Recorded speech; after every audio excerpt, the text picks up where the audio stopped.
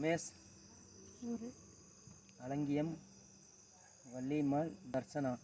அப்படி சொல்லுங்க. குழந்தை பாகிய தன்னாசியப்பன் கோவிலுக்கு வந்தோம். குழந்தை பாகியம் கிடைத்து விட்டது.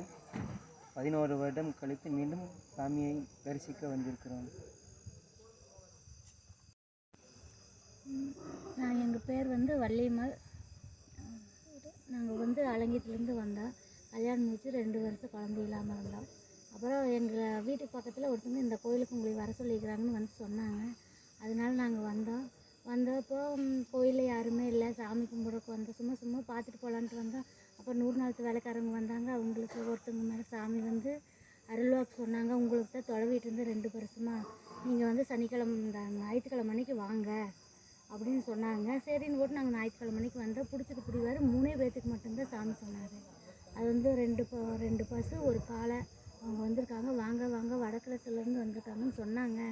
ஆனால் எங்களுக்கு தெரியல. நிறைய பேர் போய் நின்னாங்க. அவங்களன்னு சொல்லிட்டாங்க. ஆனால் அப்போ வந்தது நான், எங்கள் அம்மா, எங்கள் வீட்டுக்காரர் அவங்கள தான் வந்திருந்தோம். லாஸ்ட்டாக போய் நின்னாங்க. அவங்க சொன்னாங்க, நீங்களே தாப்பா தொலைவிட்டு இருந்தா அப்படின்னு சொன்னாங்க. அதே போல் கனி கொடுத்தாங்க. 3 மாதத்தில் கிடைக்கும் அப்படின்னாங்க. அதே போல் 3 மாதம் 2 மாதம் தலைக்கு தண்ணி ஊற்றினா 3ஆவது மாதம் குழந்த. அவ்வளோ வந்த தரிசனாவுக்கு பெருசானதுக்கப்புறம் வர சொன்னாங்க. மொட்டை அடிச்சுட்டு போனோம். பாப்பாவுக்கு தரிசனான்னு பேர் வச்சு கொடுத்தோம்.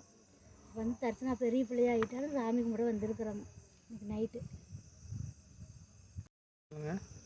இந்த பொண்ணு தான்.